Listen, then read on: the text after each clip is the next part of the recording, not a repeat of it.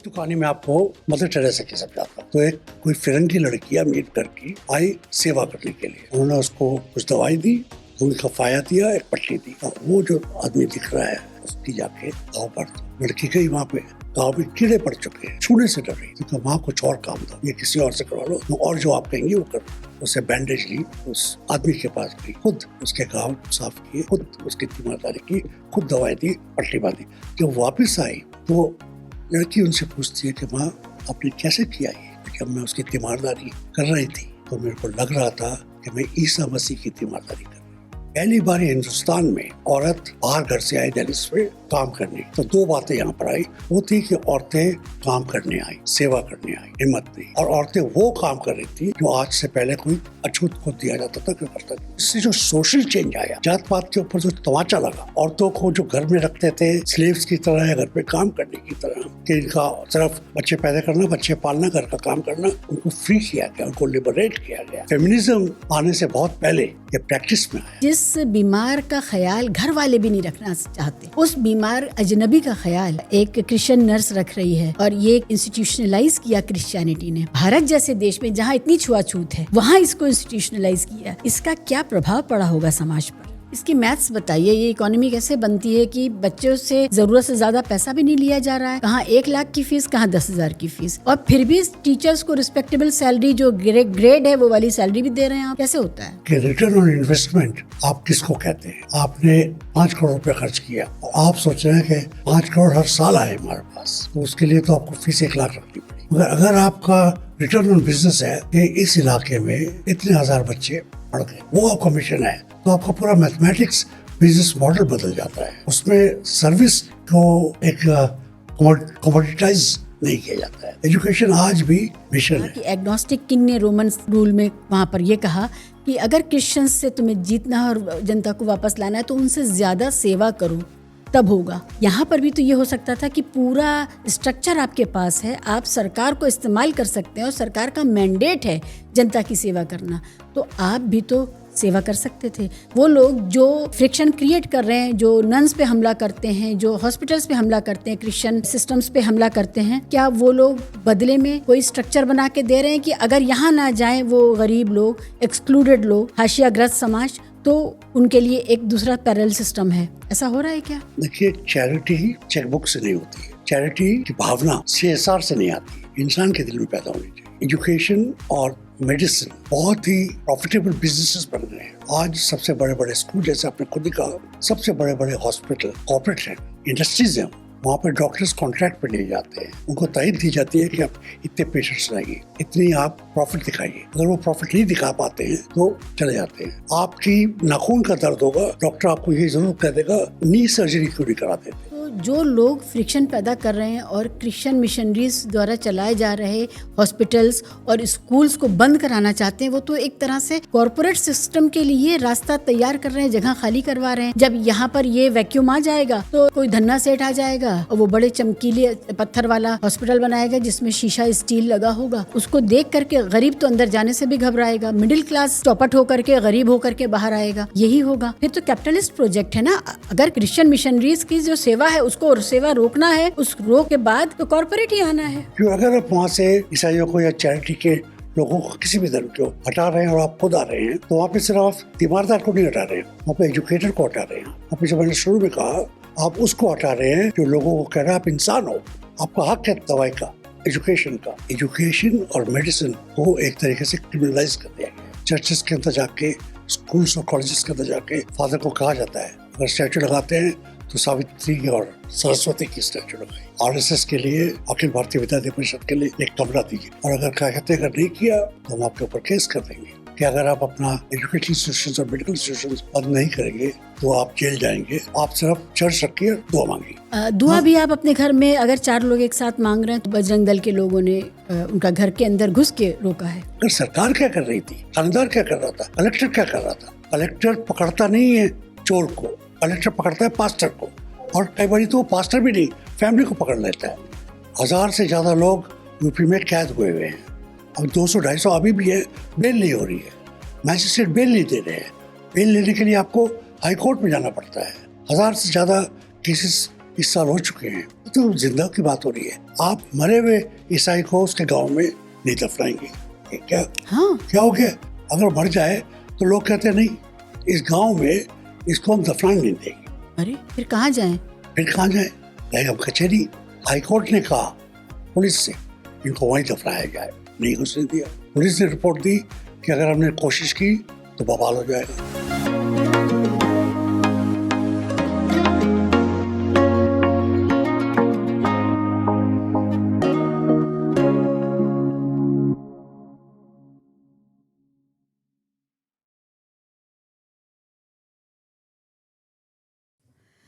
Doctor John Dayal साहब, बहुत बहुत शुक्रिया किंतु परंतु पर अपना समय देने के लिए।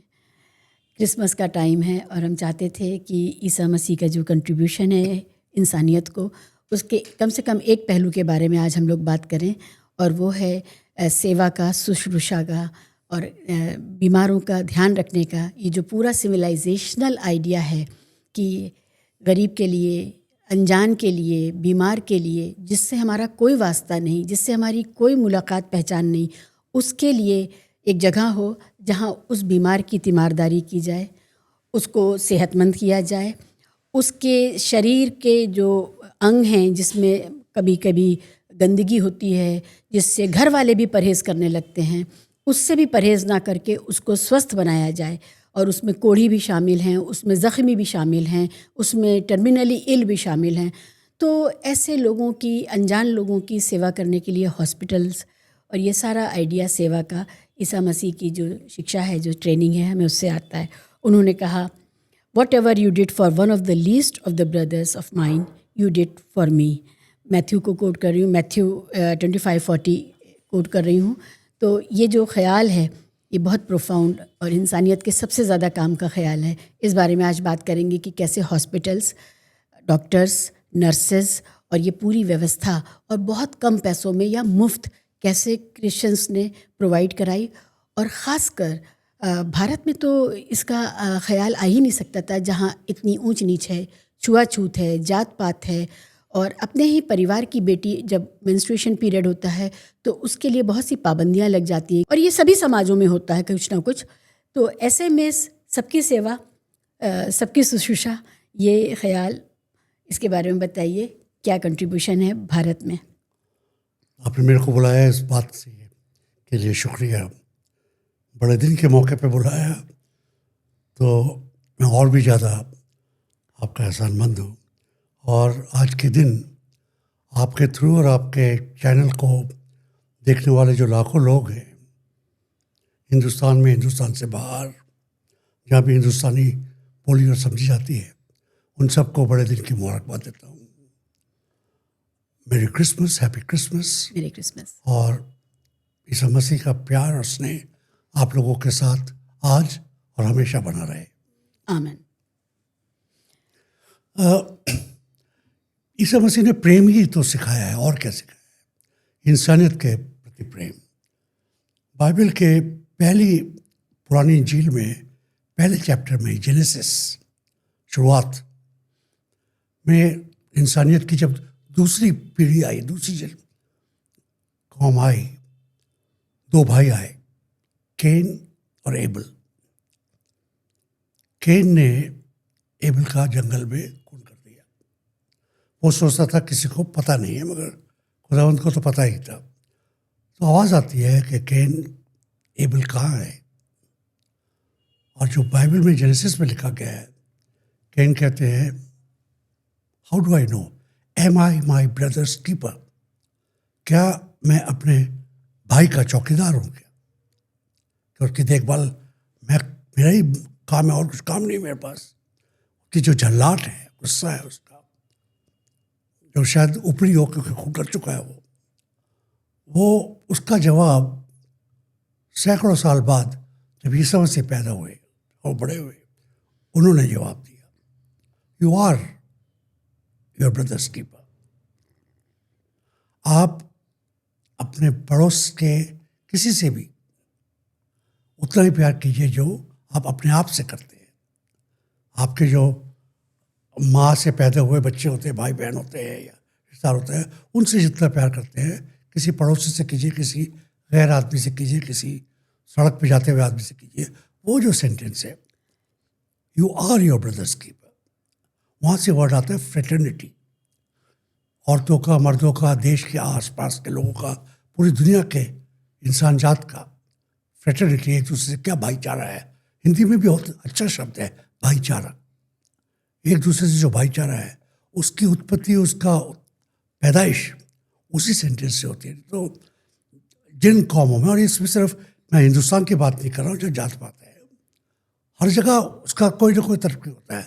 जापान में जात पात है, नेपाल में जात पात है, श्रीलंका में जात पात है, जहाँ पे बुद्धिज़्म था वहाँ पर भी जात पात हो रही है, और बाकी जगह पे भी किसी न किसी पे आप ऊंचे हैं, आप नीचे हैं, आप अच्छे खून के हैं, आप नीच खून के हैं, किसी न किसी हिसाब से होता रहता है। ये खाने में दिखता है, आपकी मेज़ पर वो नहीं आएंगे, आपके दस्तरखान पे आप उनको नहीं बुलाएंगे, उनकी हिम्मत नहीं होगी कि आपको बुलाएं, वो आपकी रसोई में, आपके दहलीज पर नहीं आ पाएंगे। जो बंटवारा हो गया है पूरी दुनिया में जात पात पे, रंग के ऊपर, रेसिज्म, आजकल हम लोग एक पिछले 25 साल से दुनिया में एक कैंपेन चल रहा है कि आप छुआछूत को भी रेसिज्म का दर्जा दीजिए।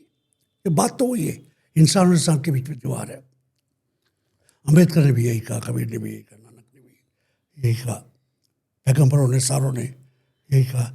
इसकी जो शुरुआत है वो ईसा मसीह से शुरू होती है।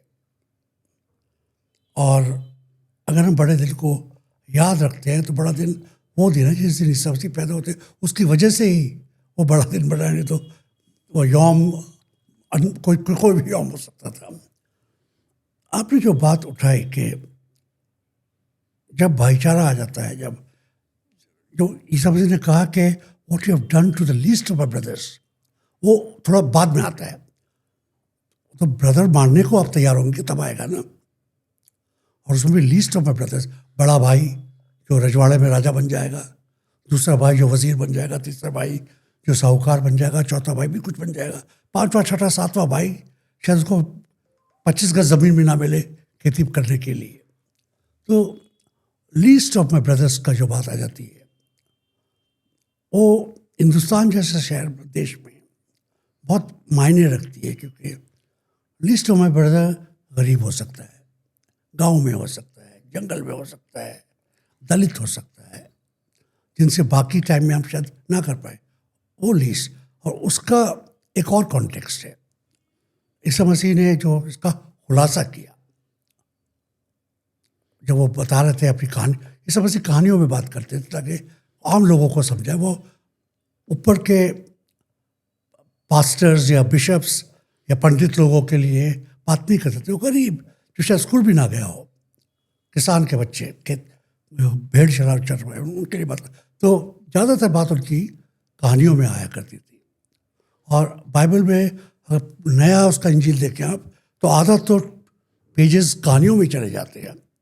चरवाहे की कहानी, उस बेटी की कहानी जो मुकर गया था, फिर बात में आ गया। ये कहानियों के जरिए कितनी बातें समझाएगी। तो उन्होंने जब बात समझाई कि किसी से बोला कि जो आपने बात कही, what you have done for the least of my brothers, उन्होंने फिर कहानी बताई कि आदमी है, जेल में है, कोई उससे मिलने जाता है, उसको जो खुशी होती है किसी और बात से नहीं होती है। जो भूखा है उसको रोटी से खुशी होती है, जो सर्दी में कांप रहा है उसको कपड़े से खुशी होती है। तो उन्होंने एक बताया था, आई was hungry and he fed me, मैं भूखा था और तुमने मेरे को रोटी दी, खाना खिलाया। तो दूसरा पूछता, मैंने कब आपको खाना खिलाया? तो उसको बताते हैं, जिस दिन आपने किसी गरीब को खाना खिलाया था, मेरे को खाना खिलाया था। What you did for the least of my brothers you didn't to me. मैं कैद में था, तुम मेरे से आके मिले। ये नहीं कह रहे कि तुमने मेरे को कैद से छुड़ाया, क्योंकि कैद में तो आपको शहनशाह ने डाला है, कोतवाल ने डाला है। मगर कैदी को मिलने की जो बात है हिंदुस्तान में और देशों में भी, कोर्ट कचहरी में लोग जाते हैं, पत्नियां जाती हैं कि मेरे को अपने पति से मिलने की इजाज़त दीजिए। कितनी लड़ाई होती है इसके ऊपर। ईसा कहते हैं कि मैं जेल में था, आप मेरे से आके मिले। और जो कैदी है उसको उसका कोई दोस्त, कोई रिश्तेदार बाहर का, उसका बच्चा, उसका बाप आके मिलेगा तो तो दिल एकदम खुल जाता है उसको। एक बारी में अपनी बेड़ियाँ, अपना पिंजरा, अपनी जेल की जो तहखाना है वो भूल जाता है। प्यासे को प्यास लग रही है, उसको आप कुछ भी दे देंगे, उसको पानी चाहिए, पानी की एक चुस्की चाहिए। I was hungry and you fed me, I was naked and you clothed me. ये जो सरल भाषा में बताया कि आपने जब गरीब के पास जो काम किया मेरे लिए किया, आपको किसी बड़े चर्च में जाके चंदा देने की ज़रूरत नहीं है। जो पुराने ज़माने में होता था कि ईश्वर के सामने आप सोना चढ़ा रहे हैं, खाना बना के अच्छा अच्छा पकवान बना के ला रहे हैं, जानवरों की बलि दे रहे हैं, वहाँ से अब बात खींच के आ जाती है आपने कुछ गरीब के लिए किया। कुछ फोकस आ गया है सर्विस के ऊपर, कॉमन लोगों के ऊपर। और मेरा ख्याल है ईसाइयत की बढ़त में जो जितनी हुई थी और उसके महत्व में ये सेवा भाव आता है, और इससे तकरीबन सारे मज़हब एक तरीके से बाद में इन्फ्लुएंस हुए। बिल्कुल। मैं पढ़ रही थी कि एग्नोस्टिक किंग अपने सब्जेक्ट से कहता है कि अगर तुम्हें क्रिश्चियनिटी को बीट करना है तो अब तुम्हें उनसे ज़्यादा खिदमत करनी होगी, सेवा करनी होगी बीमार और गरीब की, क्योंकि वो उनकी सेवा की वजह से वो तुमसे बहुत आगे निकल गए। तो ये मैं रोम का बता रही हूँ।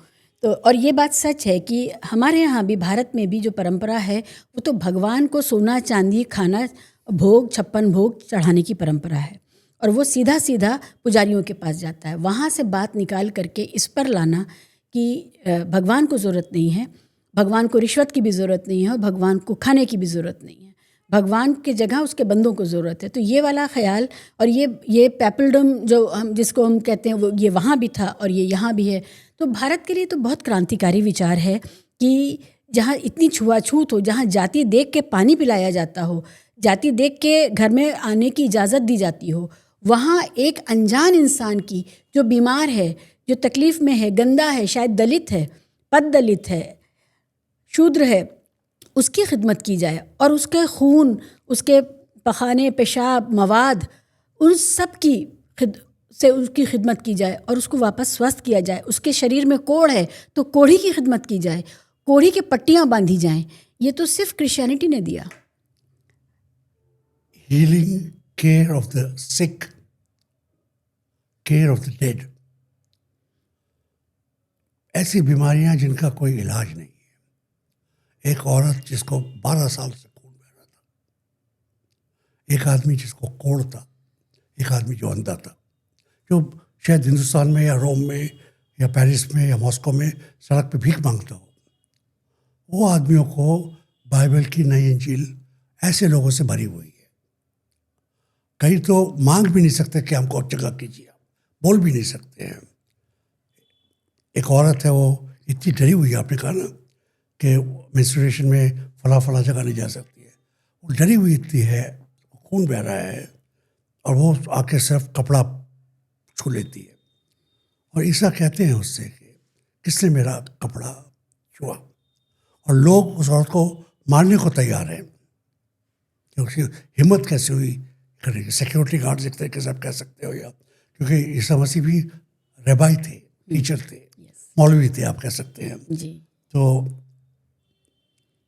लोग कुछ हद तक तो उनको गुरु मानते ही थे। किसी ने आके छुआ, मगर ईसा मसीह ने उसको डांटा नहीं है, कहा है कि औरत, तेरे मन में जो दया भाव है, जो प्रार्थना भाव है, उसी ने तेरे को ठीक कर दिया, हीलिंग कर दी है। कोढ़ी की हीलिंग माँ से सिखाई गई है। कोढ़ी का पुराने ज़माने में गांव के बाहर फेंक दिया जाता था उसको, सिर्फ रोम या अरेबिया में नहीं, हर जगह कोढ़ का कोई इलाज नहीं था उन दिनों। आज भी टेक्निकली तो इलाज नहीं है। आज भी 2025 में नई दिल्ली में किसी मंदिर के सामने आपको कोढ़ी अपनी गाड़ी में दिखते हैं। किसी के पाँव की उंगलियां गल चुकी है, किसी के हाथ की उंगलियां गल चुकी है, यूँ करके चलते हैं। कोढ़ आप जानते हैं कि 2025 साल में मॉडर्न मेडिसिन भी उसको ठीक तरीके से नहीं कर पाई है। हीलिंग करती है, मगर जब तक हीलिंग शुरू होती है, जब तक उसके असर आ जाता है, तो हीलिंग डॉक्टर के पास जब आ जाता है, जब उसको सुन्नाहट हो जाती है हाथ पाँव में, तो कोढ़ से अभी भी लोग डरते हैं। कोढ़ के इलाज के लिए अभी भी कम्युनिकेबल डिजीज कहा जाता है जी। जो एक दूसरे को लग जाती है। शायद ना भी हो मगर है। उसमें मैं आपको एक बात बताता हूँ। ईसा मसीह ने बाइबल में उसके ऊपर बहुत बोला है, कोढ़ी को जाकर ठीक किया है। मगर उसके बाद ईसा मसीह की बात को लेते हुए कई लोग, बड़े बड़े लोग, अमीर घराने के बच्चे, जिन्होंने अपने आप को मॉन्क बना दिया, साधु बना दिया, उन्होंने कोढ़ियों के बीच में जाके काम किया। उस ज़माने में जब कोढ़ की कोई दवाई नहीं थी। तो आप सोच सकते हो कि जो आदमी कोढ़ियों के साथ काम कर रहा है, 25 साल तक उनकी तीमारदारी कर रहा है, 26वें साल को उसको खुद कोढ़ हो जाता है, तब भी वो तीमारदारी कर जाता है और कोढ़ियों के बीच में कोढ़ी बनकर उसकी मौत होती है। बाद में उसका नाम बड़ा उजागर हुआ, उसको सेंट बना दिया गया। मगर ये आज से 700 साल पुरानी बात है। आज की बात भी जो ओरिजिनल कोढ़ियों के अस्पताल है, मैं ये तो नहीं कह सकता हमारे दिए हुए हैं, मगर इंजील के सबक लेते हुए लोगों ने, खासकर क्रिश्चियन मिशनरीज ने शुरू की है। और वहाँ से बात आती है ये सारा जो हीलिंग का प्रोसेस है। आज के ज़माने में भी कोई अगर ईसाई बनता है, पुराने ज़माने में हिंदुस्तानियों को राइस क्रिश्चियन कह दिया करते थे कि आप इतने गरीब हो, किसी ने आपको पैसा दिया और आप ईसाई बन गए। ऐसी बात नहीं है। उसके ऊपर भी एक किसी दिन आपसे बात करूँगा मैं। मगर ज़्यादातर लोग, 100 में से 80 लोग अगर ईसाई बनते हैं, अमीर गरीब कोई भी, उनको हीलिंग मिली है, चंगाई मिली है। कोई पुराने कोढ़ से, कोई पुरानी बीमारी से, कोई ट्यूबरकुलोसिस से, कुछ कैंसर से, वो कहते हैं कि मेरे को खुदा बाप की प्रार्थना करने के बाद मैं चंगाई आ गई है, और उस चंगाई के बदले में मैं अपने आप को ही दे सकता हूँ और क्या दूंगा। क्योंकि पैसा तो मैंने डॉक्टर के ऊपर बहुत खर्च किया है, दवाइयाँ बहुत की है, जादू टोना बहुत किया है। जहाँ हीलिंग मिली है, तो आज भी हीलिंग मिनिस्ट्री बहुत पावरफुल है, और उसको दबाने के लिए सरकारें कानून लाती है कि ये मैजिक है, इसको बंद किया जाए। मैजिक है तो आप बंद करना चाहिए, मगर अगर मैजिक नहीं है, ईमान से कोई ठीक हुआ है। मसीह ने कहा था, औरत तेरे ईमान ने तेरे को ठीक किया। तो ईमान से अगर कोई ठीक हो रहा है, उसको कैसे कर सकते हैं। और यहाँ पे मैं एक बात आपको बताता हूँ कि शुरुआत में ही जब बात आई, शुरुआत में सेंट थॉमस के बाद जब ईसाईयत काफ़ी जड़ पकड़ चुकी थी केरला में, तो वहाँ पर पोर्चुगीज़ आए। मगर जहाँ पर कोई भी ईमान इतनी जड़ पकड़ लेता है, तो उसमें जो देश के ऐब हैं वो आ जाते हैं। बेशक देश का रंग आ जाता है, क्योंकि देश के लोग हैं। जहाँ सफ़ेद लोग हैं वहाँ सफ़ेद हो जाते हैं, जहाँ काले लोग हैं जहाँ काले हो जाते हैं। हिंदुस्तान में सब बुरे हो जाते हैं, चीन में सब चीनी हो जाते हैं। तो अच्छाइयाँ भी आ जाती है, बुराइयाँ भी आ जाती है, कास्ट आ जाती है, कम्युनिटी और कम्युनिटी के बीच में दूरियाँ आ जाती है। तो जब पुर्तगाली आए तो उनको 2 झटके लगे बुरे। एक तो उन्होंने चौंक गए वो कि हम तो यूरोप से आए हैं, यहाँ पे ईसाई धर्म इतना स्ट्रॉन्ग है, मगर हिंदुस्तान में 1400 साल से ईसाई धर्म चल रहा है। उनके पूर्वजों ने कभी सुना नहीं था कि इतनी दूर जगह पे एक ईसाइयत पनप रही होगी। तो वो तो चौंक गए थे, क्योंकि किताबें अलग थी, जुबान अलग थी, यहाँ पे दुआ मांगने की तहजीब अलग थी। आप सेंट ऑगस्टीन के इन्फ्लुएंस की बात कर रहे हैं? नहीं, मैं पोर्चुगीज जब आए जी। केरला में, हाँ। ऑगस्टीन का एक अलग थीसिस है वो तो। ओके। बड़ा उनकी थीसिस पे तो आजकल के पोप एकदम एक्सपर्ट है, वर्ल्ड एक्सपर्ट। उन्हीं ऑगस्टीनियन है वो तो जी। सेवा भाव अपने देश से कितनी दूर जाके इन्होंने पूरी जिंदगी लैटिन अमेरिका में बिता दी। मगर मैं कह रहा हूँ केरला का, जब पोर्चुगीज आए तो अपने साथ किताबें लाए, प्रिंटिंग प्रेस लाए, गाजर, मूली, मिर्ची, शिमला मिर्च, सारा सामान लाए। ये क्या कह रहा भुट्टा ये लाए, आलू भी वही लाए, आलू, टमाटर जी। आज भारत की हर चीज में आलू होता है। आलू होता है। लल्लू यादव जी ने इसके ऊपर बहुत अच्छी बातें कही है। नहीं, आलू ही नहीं, टमाटर ही नहीं, आजकल का जो वेजिटेरियन खाना है, पनीर वही लाए। आजकल का जो वेजिटेरियन खाना है, और उसमें जो अहमियत वाली चीज़ें हैं, पोर्चुगीज लाए। खाने की यहाँ पे हिंदुस्तान में नहीं, पूरी दुनिया में तहजीब बदल गई, क्योंकि ये सब चीज़ें लैटिन अमेरिका में पैदा होती थी, यहाँ पे नहीं होता था। यहाँ पे जड़ी बूटी होती थी अलग किस्म की, साग होते थे यहाँ। साग होता था, गेहूं और चावल भी होता था। गेहूं चावल फिलीपींस वगैरह उस इलाके से आया था, और गेहूं ईरान वगैरह से आया। हिंदुस्तान की ज़मीन बहुत अच्छी है, यहाँ पे तो आप पत्थर भी फेंक दें तो पेड़ उग जाता है यहाँ पर। बिल्कुल। तो जब वहाँ पर जो दूसरी बात उन्होंने पोर्चुगीज ने की कि यहाँ पर कुछ जात पात दिख रही है, जो लोग नाविक हैं, नाव चलाते हैं, जो लोग मछुआरे हैं, जो लोग मछली बेच रहे हैं, जो लोग जूते बना रहे हैं, जो लोग सफाई कर रहे हैं, दूसरे किस्म के ईसाई उनसे बात नहीं कर रहे हैं, उनसे शादी ब्याह नहीं कर रहे हैं। जो पोर्चुगीज जो आए यूरोप से, वो फ्रेटर्निटीज लेके आए, एक तरीके से कह सकते हैं आप। और उन्होंने कहा सब बराबर है, और उस पर बड़ा झगड़ा हुआ, बहुत लड़ाई हुई। मगर बाद में क्योंकि वो लोग फौज थी उनके पास, उन्होंने कहा कि हमारे देश में छुआछूत नहीं चलेगी। तो गोवा में बहुत सालों तक कोई ज़रूरत नहीं थी। ये फ्रेटर्निटी से सेवा भाव आता है। एक दो और छोटी बात इसमें बताता हूँ कि किस तरीके से एक छोटी बात से बड़ी लंबी बातें निकलती है। आपने ठीक ही कहा, नर्सिंग, किसी को भाव घाव ठीक करना। एक तो कहानी मैं आपको मदर टेरेसा की समझाता हूँ। Mother Teresa of Calcutta, Calcutta में अपने मकान में थी, जिसमें अस्पताल भी है छोटा सा, नन्स भी वहाँ रहती है। तो एक कोई फिरंगी लड़की अमीर करके आई सेवा करने के लिए। तो उन्होंने माँ से बोला कि मैं आपके पास रहना मांगती हूँ, आपकी तरह सेवा करना मांगती हूँ। उन्होंने कहा तो बहुत अच्छी बात है। उन्होंने उसको कुछ दवाई दी, एक रुई का फाया दिया, एक पट्टी दी, कहा वो जो आदमी दिख रहा है उसकी जाके घाव भर दो। लड़की गई वहाँ पे देखा, उसने आदमी है, उसके घाव है, घाव में कीड़े पड़ चुके हैं, पीप निकल रही है। आपने जैसे बात की, पीप निकल रही है, खून निकल रहा है, कर्रा रहा है आदमी, अरे एक नहीं कई जगह घाव है। तो लड़की विलायती थी और सोफिस्टिकेटेड थी, कितना भी सेवा भाव था, वो छूने से डर रही थी। उसने कहा माँ कुछ और काम दो मेरे को, ये किसी और से करवा लो, मैं और जो आप कहेंगे वो कर दूँगी। तो मैंने कहा कोई बात नहीं। उससे दवाई ली, उससे रुई का फाया लिया, उससे बैंडेज ली, उस आदमी के पास गई, खुद उसके घाव साफ किए, खुद उसकी तीमारदारी की, खुद दवाई दी, पट्टी बांधी। जब वापस आई तो लड़की उनसे पूछती है कि माँ आपने कैसे किया ये, आपको बदबू नहीं आई, आपको हीक नहीं आई, आपको कराहियत, आपको कुछ हुआ नहीं कि कैसे मैं छूँगी इसको, बिना ग्लव के आप छूए। जब मैं उसकी तीमारदारी कर रही थी तो मेरे को लग रहा था कि मैं ईसा मसीह की तीमारदारी कर रही हूँ। अब आप सोच सकते हैं कि ये लड़की ने कहा होगा कि ज़मीन फट जाए और मैं उसमें समा जाऊँ। तो ये जो आता है, इसकी दूसरी बात है।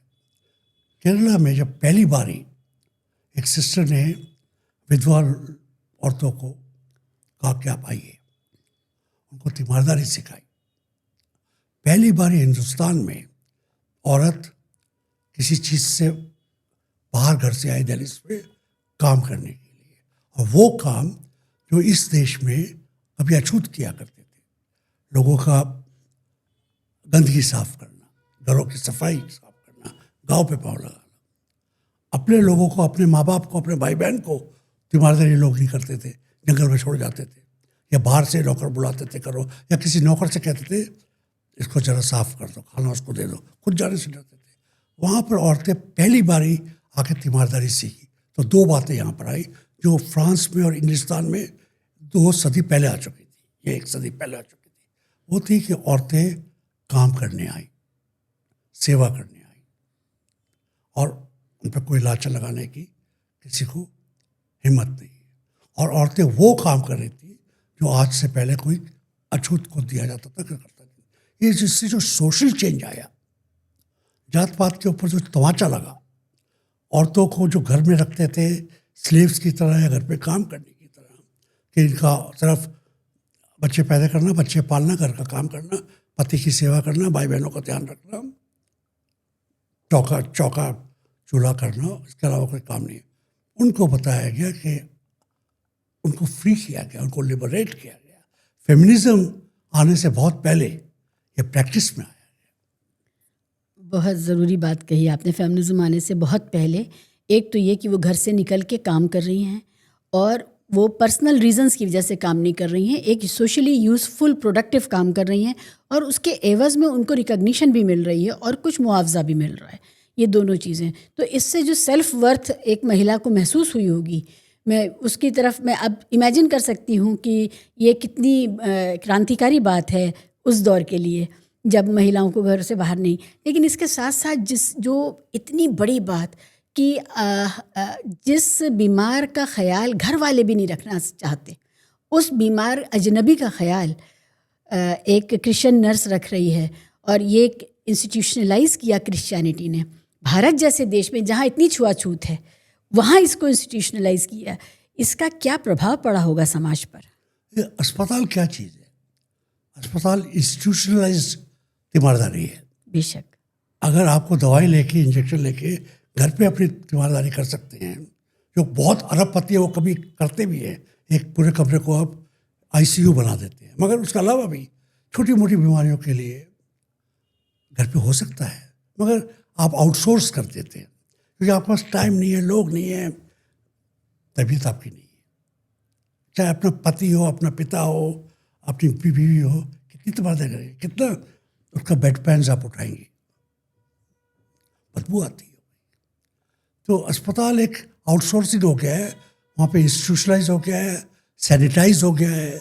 सफाई की वजह से नहीं, सैनिटाइजेशन आपसे दूरी हो गई है। और डॉक्टर आ रहे हैं, तीमारदारी कर रहे हैं, आपको सिर्फ चेकबुक से चेक काटना है, हफ्ते के हफ्ते अगर लंबी बीमारी है या रोज़ के रोज़ अगर छोटी बीमारी है, चेक काट रहे हैं आप, तीमारदारी नहीं कर रहे हैं। और यही वो लोग कर रहे हैं जो बड़े बड़े महल खोल रहे हैं, बड़ी बड़ी चीज़ें कर रही है, अस्पताल नहीं खोल रहे। अस्पताल में सरकार भी कहती है और अपना दिल भी कहता है कि गरीबों को भी आना है ना, सिर्फ अमीरों के लिए तो अस्पताल नहीं है। बड़ा होटल अमीरों के लिए, अस्पताल तो सबों के लिए है। और यहाँ पर जो तीसरी बात मेडिकल इरा में मैं बताना मांगता हूँ, जैसे वेल्लोर और बाकी जगहों पे लुधियाना, जो बड़े बड़े ईसाई अस्पताल शुरुआत में है, आज से 150 साल 200 साल पहले, वो गरीब के लिए बने थे। अच्छा।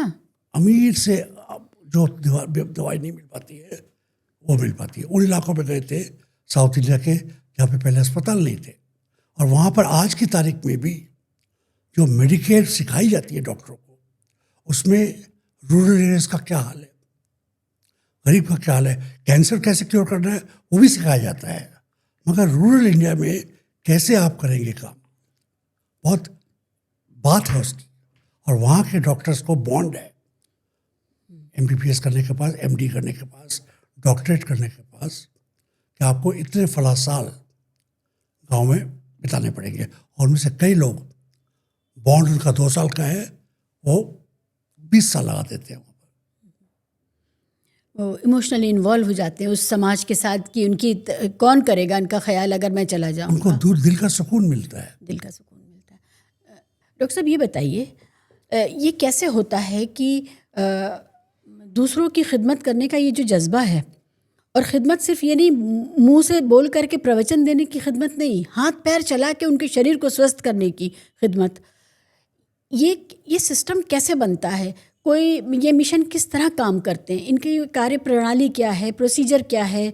और क्या खैर ये सवाल बाद में आप जवाब दीजिएगा कि क्या कोई जो ईसाई नहीं है वो भी मिशन में जा कर के सेवा कर सकता है इंसानियत की, उन्हीं के सिस्टम का हिस्सा बन करके? ये मैं बाद में, लेकिन वो पहले मुझे ये बताइए कि ये कौन सी भावना होती है जो जिससे लोग मिशन में आते हैं और काम करते हैं? जो वर्ड है मिशन, ईसाइयों के साथ जुड़ गया है और उसके बाद दूसरे लोगों ने भी उसको अपनाया है, रामाकृष्ण मिशन। इसमें कोई दम तो होगा, कुछ बात तो होगी। मिशन क्या है, आपकी ड्यूटी क्या है? ईसा मसीह से ही ये बात आती है। उन्होंने मिशन दिया, एक तो love your brother as yourself, और दूसरा था कि आप जाइए और जो मेरा शुभ समाचार है, मरीज को तीमारदारी, जो कैद में है, जो गुलाम है, उनको आज़ादी, ये चीज़ें ईसा मसीह ने अपना मिशन बताया कि लोगों को ये गुड न्यूज़ दीजिए, आप ये खुशखबरी दीजिए कि गुलाम नहीं रहेगी, बीमार नहीं रहेगी,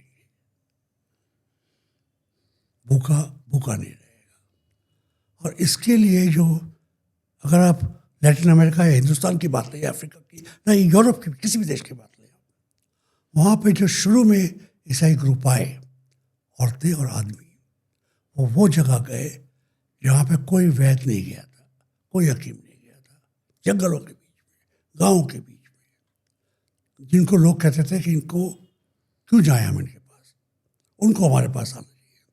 तो मरीज को किसी बड़े अस्पताल में बम्बई जाने की वजह आपके लिए रांची में आ गए, अस्पताल खोल दिया। आपके लिए मध्य प्रदेश में उन जगह अस्पताल खोल दिया जहाँ पे कभी 1000 के आप सकते, जब से इंसानियत वहाँ पे आई थी तब से कोई तीमारदारी का चंगा नहीं था। एक बारी मैं आपको कहानी बताता हूँ। 4 नंस का रेप हो गया मध्य प्रदेश में जी। एक क्लिनिक था उनका, एक जंगल में क्लिनिक चला रही थी और कोई बदजात लोगों ने आके उनके साथ रेप कर दिया। कुछ दिन बाद दिल्ली से मैं और आर्च बिशप एलन डेलास्टिक, जो बहुत महान मिशनरी कहते थे, दिल्ली के आर्च बिशप थे, उनसे मैंने बहुत सीखा। हम दोनों वहाँ पे गए, हम दोनों ही लंबे चौड़े थे। नन्स आई और एक तरीके से हमसे लिपट के रोई। तो बिशप ने उनसे पूछा, बैठी हो, जो हुआ आपने बहुत बहादुरी दिखाई और आप रेप के बावजूद भी पवित्र हो। रेप से कोई महिला अपवित्र नहीं हो जाती, आज भी नहीं होती, और मेरी आंखों में तो होती ही नहीं है, सवाल ही नहीं उठता। कानून भी, अगर उसको कोई बच्चा भी हो जाए तो कानून में वो वाजिब है। तो क्या हम लोग तुम्हारे जो बॉसेस हैं, तुम्हारे जो गुरु हैं, तुम्हारी सुपीरियर सिस्टर्स हैं, उनसे कहें कि आपका तबादला कर दें कहीं पर? चारों ने आर्च बिशप को कहा, हम यहीं पे काम करेंगे, किसी वजह से हम लोग यहाँ पे आए थे। आपका दिल फट जाता है सुन के बाद में मैंने चिंतन किया, बिशप से भी बात की कि क्या ऐसा होगा कि ये लड़कियां जिनके साथ इतना अनर्थ हुआ है, वो कह रही हैं हम वहीं पर काम करेंगे, क्योंकि वहाँ पर लोगों को तीमारदारी, दवाई के लिए कोई नहीं है, प्रेग्नेंट औरतों के लिए कोई देखभाल का इलाज नहीं है, वो रही। और आज भी मध्य प्रदेश, छत्तीसगढ़, झारखंड, इन उड़ीसा अस्पताल उन इलाकों में मिलेंगे आपको कि जहाँ पर कोई ना हो। उससे लगा हुआ है लड़के और लड़कियों को पढ़ाना। तो जो इलाके मैंने आपको बताए हैं, ये पहले इलाके हैं जहाँ पे हॉस्टल्स खुले। आप कह सकते हैं गुरुकुल होते थे और वहाँ पे जाते थे। गुरुकुल में राजा के बच्चे जाया करते थे, गरीब का कोई बच्चा नहीं जाता था। यहाँ पे जब इन्होंने मिशनरीज ने देखा कि गांव बड़ी दूर हैं, हर गांव में 5 बच्चों के लिए टीचर भेजना मुश्किल है, तो ये तो लोग कभी पढ़ ही नहीं पाएंगे। इसका क्या इलाज है? इसका इलाज है कि आप एक स्कूल खोलिए, उसके पास एक हॉस्टल खोलिए, शायद वहाँ पे सरकारी स्कूल भी हो, और बच्चों को लाइए स्कूल में। तो यहाँ से बच्चों को आप खाना खिलाएंगे, कुछ विटामिन उनके पेट में जाएंगे, दिमाग कुछ और ज़हीन होगा। यहाँ पर बच्चे सोएंगे, डिसिप्लिन में रहेंगे, उनकी सेहत बढ़ेगी।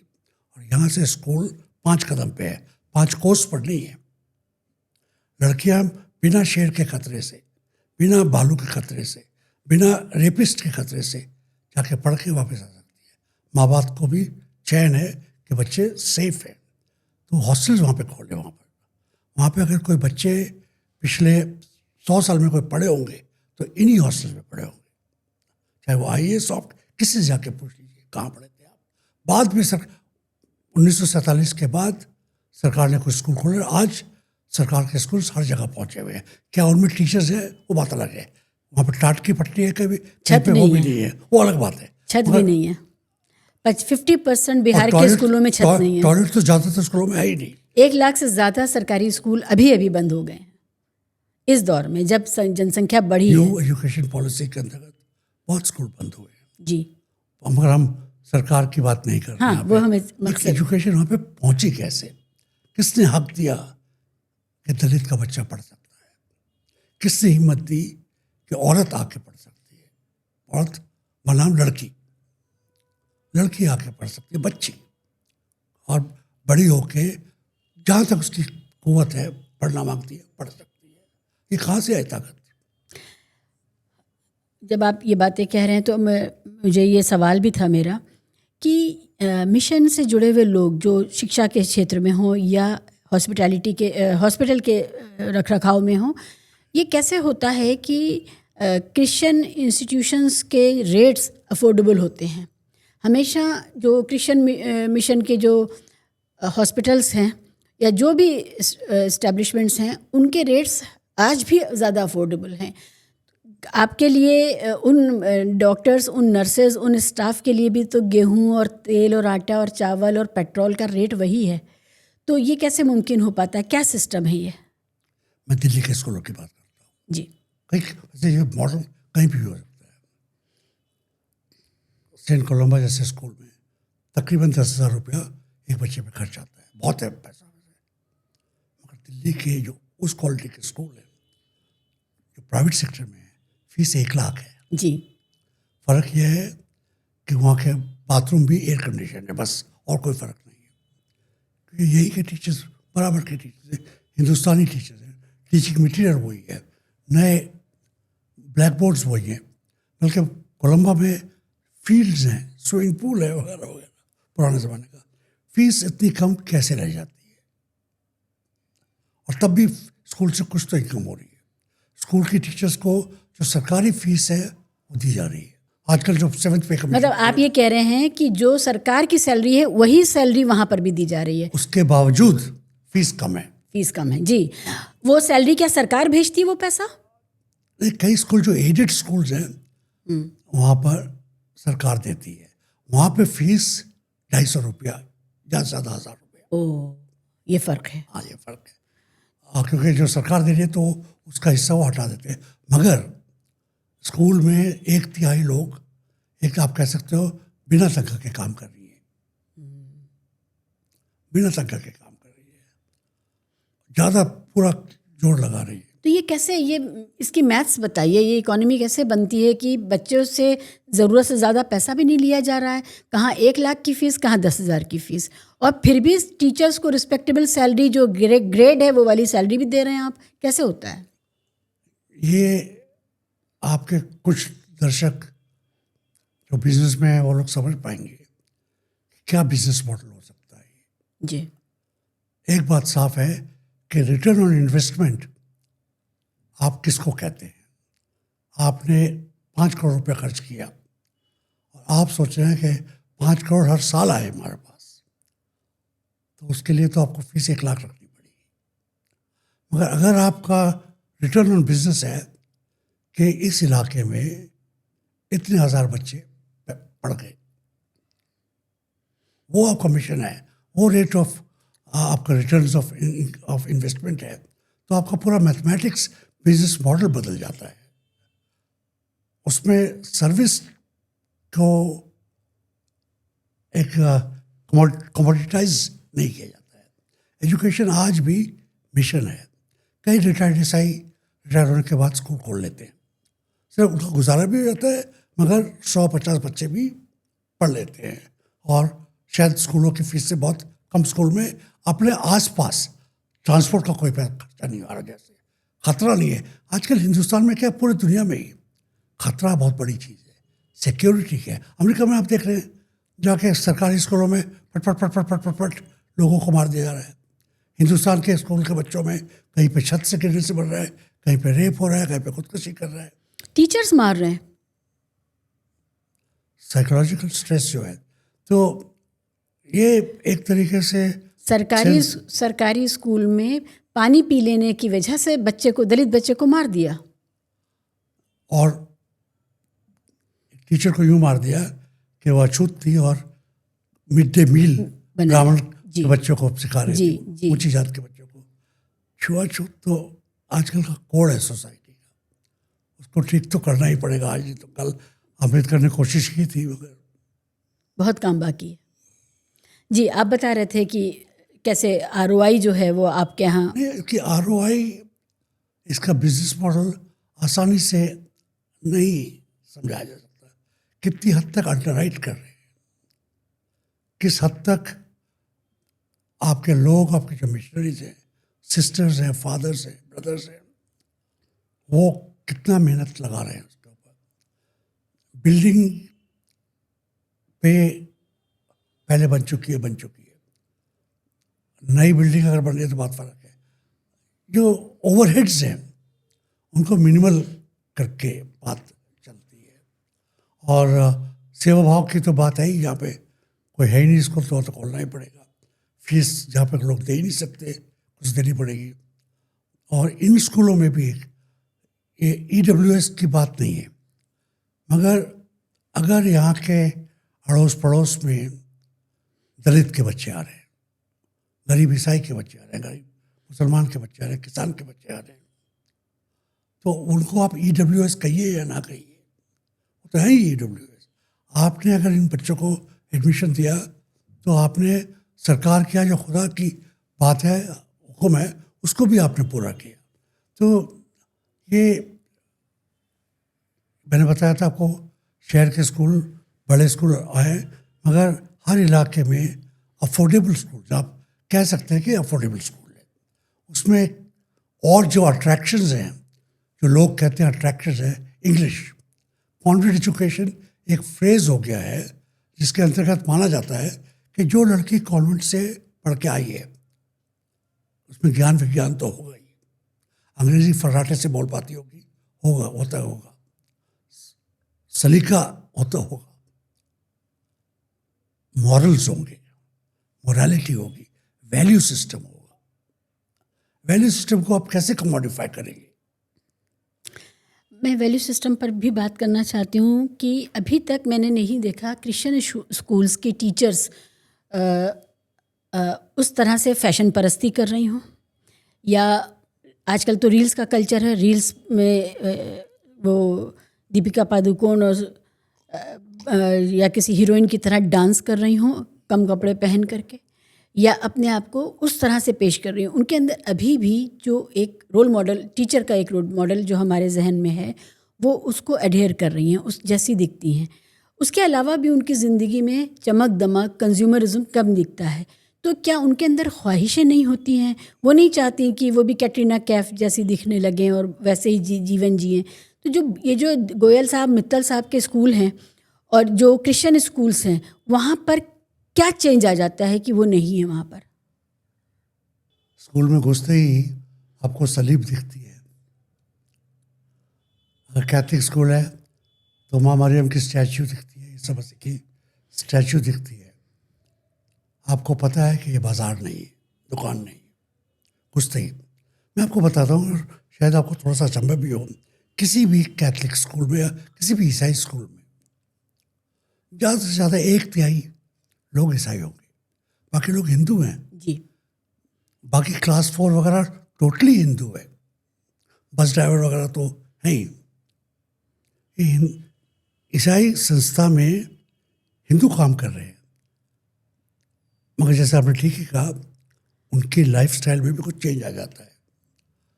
सिस्टर्स हैं जो प्रिंसिपल और मैनेजर, 2 सिस्टर्स स्कूल को कंट्रोल करती है, एक ब्रदर या एक फादर।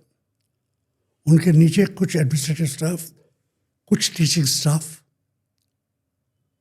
जो धर्म से कनेक्टेड है, फादर है या ब्रदर है या सिस्टर है या सीनियर ले पर्सन है मेरी तरह। मगर जो उन्होंने पैटर्न सेट किया है, इन लोगों ने पैटर्न सेट किया है। जब अब टीचर वहाँ पे पहली बारी आती है तो उसको पता है कि अगर मैं बंठर के लिपस्टिक लगा के आई और बिना स्लीव का जंपर पहन के आई तो नन्स मेरे को डांटेंगे तो नहीं, वापस तो भेजेंगे नहीं, मगर मेरे को देखेंगी तो सही। उनकी आंखों में क्या मैं देख पाऊंगी? तो दूसरे दिन से वो साड़ी पहन के आएगी या शलवार कमीज पहन के आएगी सादगी से। सादगी से।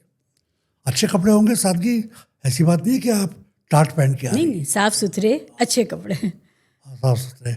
और आपको जब वो बच्चे देखेंगे कि सिस्टर्स तो मान लिया वो अपने खादी के कपड़ों में हैं, मगर टीचर्स भी सादी हैं, तो स्कूल में जो लड़कियां हैं जब तक वो स्कूल में हैं, कुछ हद तक मन में या अनमने ये तो उनको फॉलो करना ही पड़ेगा, कानून की वजह से नहीं, मगर एक कह सकते हैं आप जो सबक सीख रही है उसको इम्प्लीमेंट करती है। माहौल का असर होता ही है जी। यही चीज़ मैंने नर्सिंग में भी देखी है, जो और डॉक्टर्स में भी देखी है। अगर हम होली फैमिली हॉस्पिटल जाते हैं या किसी और हॉस्पिटल जैसे हॉलेट हॉस्पिटल, मैकरॉबर्टगंज, हम जहाँ से आते हैं उस शहर में इस तरह के हॉस्पिटल्स हैं, तो वहाँ पर भी हमें ये महसूस होता रहा हमेशा कि एक तो ये कि मिशन भाव दिखता है, काम से काम रखना, और दूसरा ये कि जो सादगी है तो वो सादगी भी नज़र आती है। तो मैं ये सोचती थी, आप मिल गया मुझे तो इसलिए मैंने ये बात पूछ ली कि जो हर रोज़ की ज़िंदगी है उसमें कंज्यूमरिज्म से दूरी बना करके अपने काम की तरफ अपने आप को केंद्रित रखने का जो भाव है वो उनके पूरे बॉडी लैंग्वेज में दिखता है। तो ये इसका कोई दर्स, इसका कोई शिक्षा दी जाती है बाकायदा अंदर मिशन में? ईसाई स्कूलों में सर या मैडम जो पढ़ाने आती हैं, जो सिस्टर या फादर नहीं है, वो अपने बच्चों को भी वहीं पढ़ाना मांगती है।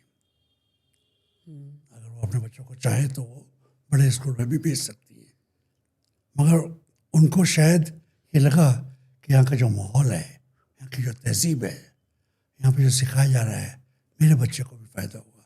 तो जो होटल ओनर अपने होटल का खुद खाना खाता है, उसको एक प्राइड आ जाता है, उसको पता है कि यहाँ पे क्या हो रहा है। और जैसे मैंने कहा आपको कि ये क्वालिफाइड टीचर्स हैं, सब एमए हैं, बीएड है, एमएड है, जो भी ज़रूरत होती है जिस सब्जेक्ट में। ऐसी बात नहीं है कि second grade teacher, first grade teachers हैं। और यहाँ से जब निकलेंगी तो शायद आपने कहा बड़ा किसी नाम लिया, मैं नाम नहीं ले रहा, किसी कॉर्पोरेट स्कूल में जाएंगी या विदेश चली जाएंगी, अफ्रीका में जाकर पढ़ाएंगी, मोटी तनख्वाहें लाएंगी, मगर कई पूरी ज़िंदगी उसी स्कूल में गुजार देती हैं और 40 साल बाद वहीं से रिटायर होती हैं। और उसके बाद कोई कलेक्टर बन गया है बच्चा, कोई कहीं पे मंत्री बन गया है, वो आके फिर के पाँव छूता है कि आपने जो मेरे को सिखाया था आज भी मेरे काम आ रहा है। तो माहौल दूसरा होता है। हॉस्पिटल्स में इससे एक दर्जा और ऊंचा उठ जाता है। जैसे अब शुरू में हमने बात की थी, क्योंकि वो तो पूरा पेशा ही, आप एजुकेशन का पेशा कह सकती हैं कि हर इस प्लैनेट पे, हर कॉन्टिनेंट में एजुकेशन तो होती थी। राजा के बच्चे कहीं ना कुछ तो पढ़ते थे, चाहे वॉरफेयर पढ़ रहे हो, या पंडित जी के बच्चे कुछ तो पढ़ते थे, मगर गरीब का बच्चा नहीं पढ़ता था। और हॉस्पिटल जैसे जैसे आपने शुरू की बात की, जो तो मेडिकल साइंस और नर्सिंग, और ख़ासकर नर्सिंग, इसका बहुत अहमियत है। और आजकल जब नर्सिंग में एमएससी नर्सिंग आ गई है, नर्सिस की तनख्वाहें कम नहीं है, और नर्सिंग स्कूल्स में फीस बड़ी बड़ी हो गई है। एक ज़माना था कि नर्सिस के लिए जो बच्चियां आती थी उनको स्टाइपेंड दिया जाता था जी जी, ताकि घर से इनकरेज हो आने के लिए। मगर जब एक बार दिल खुल गया, बंधन टूट गए, तो अब भीड़ आती है। और क्योंकि मैं भी इंसान हूँ, कभी कभी बीमार पड़ जाता हूँ, अस्पताल जाता हूँ। तो पहले जब मैं छोटा था, आज से 50 साल पहले या 60 साल पहले, तो नर्स होती थी 100 में से 99 केरला की या कर्नाटक की या तमिलनाडु की। हमारे लोग ईमानदारी करते थे, वाजिब भी था। अब जब पिछली बारी मैं अस्पताल में था, बहुत अच्छी मेरी लोगों ने सेवा की। नर्सेस कहाँ की थी? हरियाणा की जाट की नर्सें थी, सिख कौर नर्सें। यहाँ से उनका नाम का बिल्ला लगा रहता है, हिंदुस्तान में आपको उनके प्रांत का, उनकी जात का सब पता लग जाता है। और ये फिर अजूबा है कि उस अस्पताल में नर्सेस उन जगहों से आ रही है जहाँ पे औरत को 43 पार करने की इजाज़त नहीं थी। उन जातों से आ रही है जहाँ पे सवाल ही नहीं उठता था कि लड़की दरवाजे के बाहर जाए। तो कितना सोशल चेंज हो गया है। इसमें कॉन्स्टिट्यूशन का भी हिस्सा रहा है, राजकुमारी अमृत कौर का भी हिस्सा रहा है, फ्लोरेंस नाइटिंगेल का भी हिस्सा रहा है, मगर जो बेसिक हिस्सा रहा है उनका, जिन्होंने बताया कि घायल मनुष्य को, बीमार मनुष्य को, घाव वाले मनुष्य को सेवा करना ईश्वर की सेवा करना है, वहाँ से बात आई और यहाँ तक फैल गई। बेशक। डॉक्टर साहब, जिन आदिवासी इलाकों में जहाँ अभी भी सरकार का स्ट्रक्चर नहीं पहुँचा है, वहाँ पर जाकर के मिशन के लोग सेवा कर रहे हैं, ख़ासकर ये मेडिकल और हॉस्पिटल और नर्सेज, ये लोग जाके सेवा कर रही हैं। ऐसी जगहों पर क्या फ्रिक्शन पैदा हुआ है कि उन पर हमले हो रहे हैं लगातार?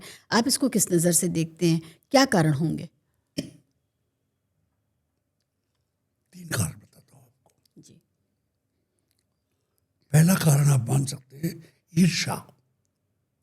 ईर्ष्या भाव, कि ये आके कर रहे हैं, नाम कमा रहे हैं, इज्जत कमा रहे हैं, अपने इरादों को, अपनी आइडियोलॉजी को, अपने धर्म को लोगों तक पहुंचा रहे हैं सेवा भाव की वजह से।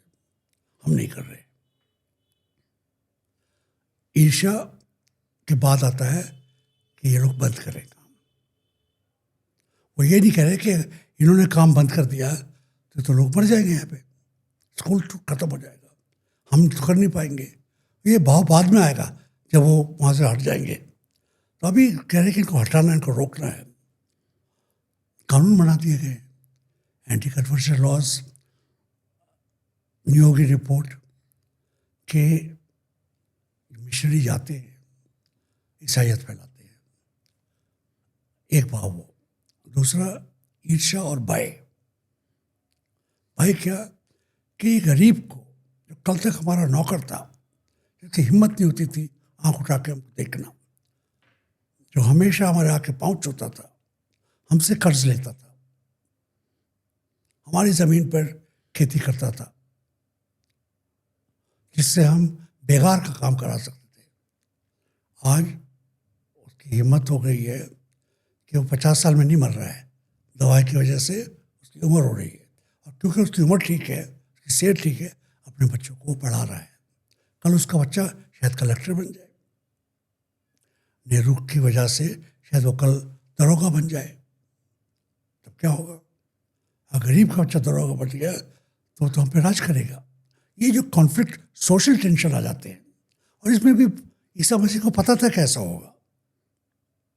उन्होंने कहा था 2 चीज़ें, एक तो लोगों में आपस में बंटवारा होगा, जो गरीब अपना हक मांग रहा है और जो उसका हक देना नहीं मांगता, भाई और भाई के बीच में, क्या आप सभी भाई हैं जी। तो जो भाई के पास माल है और जो भाई के पास नहीं है, वो पूछेगा मेरे को भी दो, कुछ मेरा हक मेरे को दो।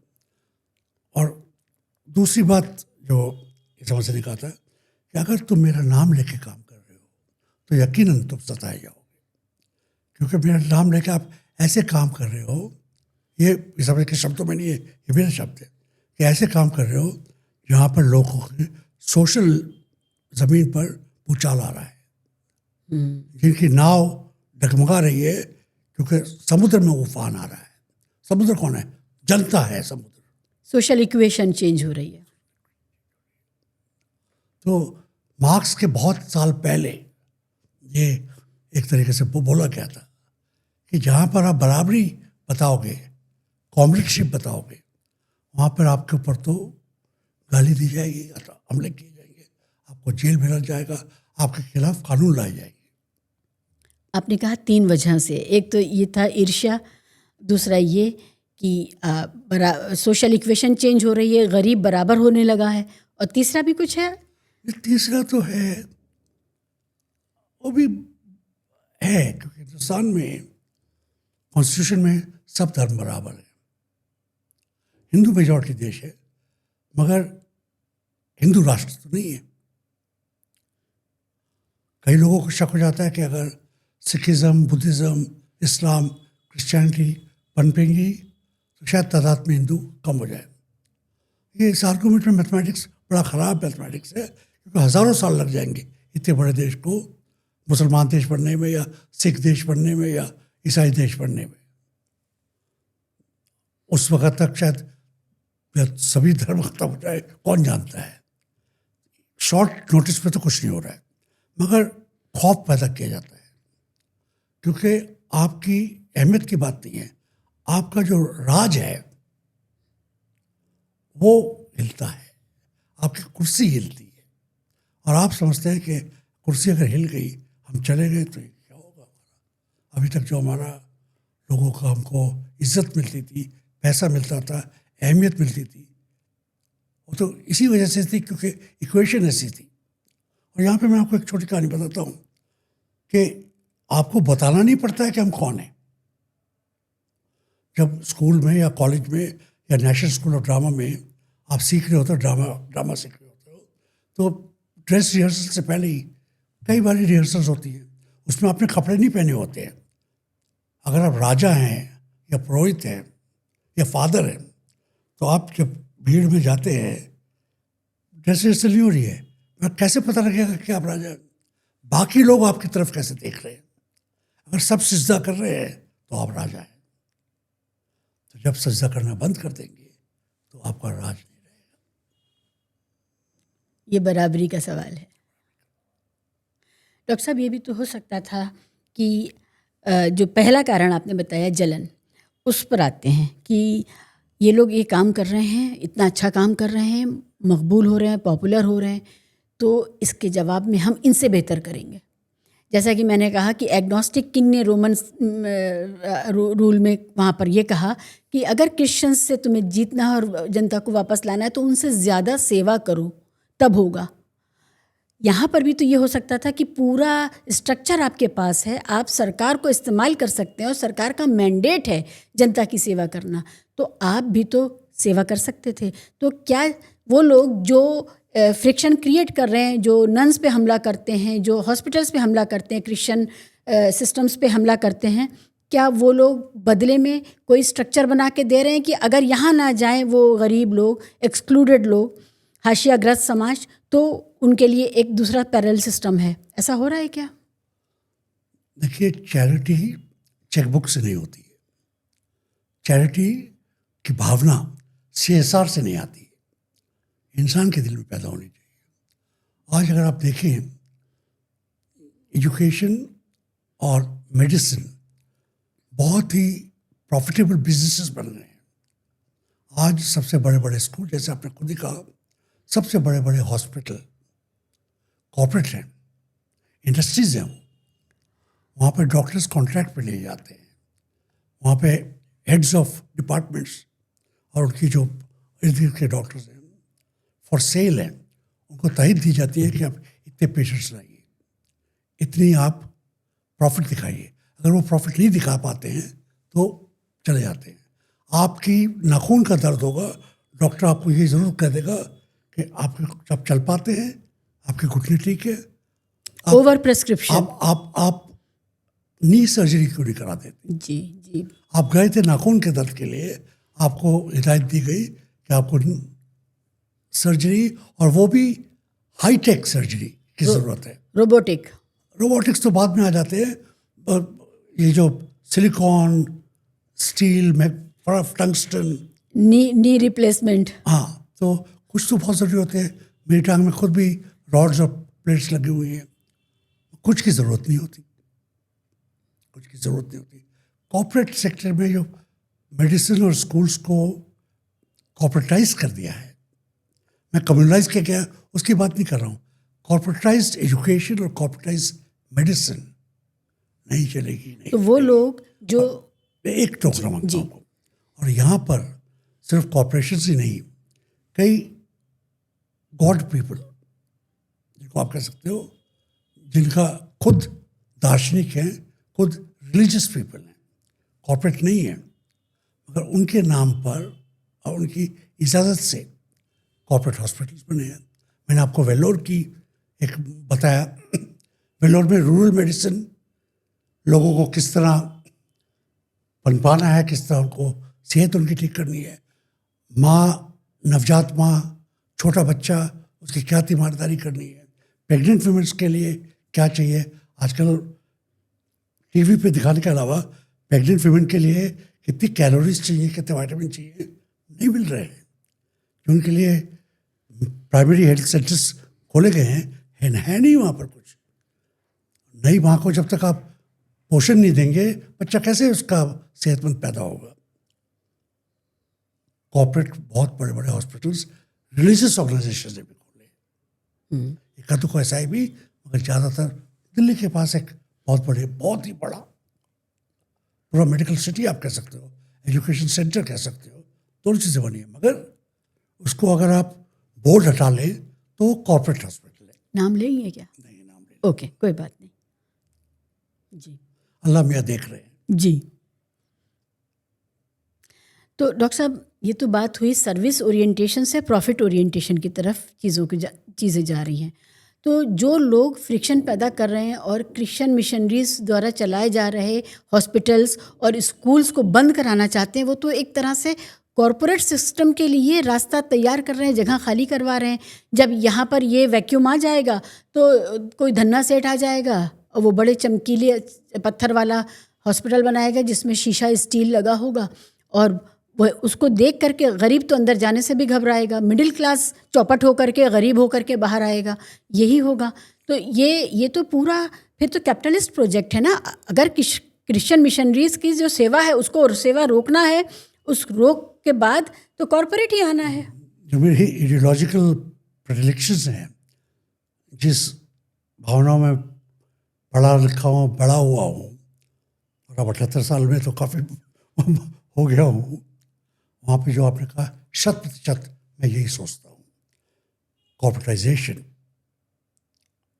Opening gateways for industry, but उसको सिर्फ कॉर्पोरेट मत कीजिए, क्रोनी कॉर्पोरेटाइजेशन। यस, जो लिंकेजेस राजनीति और उसमें है उसको आप नज़रअंदाज नहीं कीजिए, क्योंकि अगर आप वहाँ से ईसाइयों को या चैरिटी के लोगों को, किसी भी धर्म को हटा रहे हैं और आप खुद आ रहे हैं, तो वहाँ पे सिर्फ आप तीमारदार को नहीं हटा रहे हैं, वहाँ पे एजुकेटर को हटा रहे हैं। वहाँ पे जो मैंने शुरू में कहा, आप उसको हटा रहे हैं जो लोगों को कह रहा है आप इंसान हो, आपका हक है दवाई का, एजुकेशन का, आपका हक है लड़ाई का कि मैं बेकार में काम नहीं करूँगा, बॉन्डेड लेबर नहीं रखूँगा। तो वो जो पानी को आपने हिलाया, वो अब पानी के ऊपर कंक्रीट हो जाएगा, छुप जाएगा पानी, कोई उबाल नहीं आएगा, कोई भूचाल नहीं आएगा। वो जिसको मैं कह सकता हूँ वो सोशल ग्रेवस्टोन बन जाएगा, कोई मकबरा जैसे आपने बना दिया हो पत्थर का, जहाँ पे कुछ नहीं उगेगा, कोई आवाज़ नहीं आएगी, कोई नहीं कहेगा मेरा हक क्या है, कोई नहीं कहेगा कि दवाई इतनी महंगी क्यों है, कोई नहीं कहेगा कि मैं पड़ा हुआ हूँ EWS वार्ड में, यहाँ पे कोई है ही नहीं। तो जो सोशल रेवोल्यूशन पिछले 200-250 सालों में आ रहा है, जिसमें ईसाइयों को भी हाथ रहा है, हिंदू रेवोल्यूशनर्स का भी बहुत बड़ा हाथ रहा है, सिर्फ उन्हीं का नहीं, भगत सिंह का ही नहीं, राजा राममोहन रॉय का, स्वामी विवेकानंद का भी। इन्होंने एक तहलका मचा दिया अपने धर्म में। अम्बेडकर, उसके पहले महात्मा फूले, कबीर, गुरु नानक, इन्होंने जो तहलका मचाया। लंगर कहाँ से आया? सेवा से।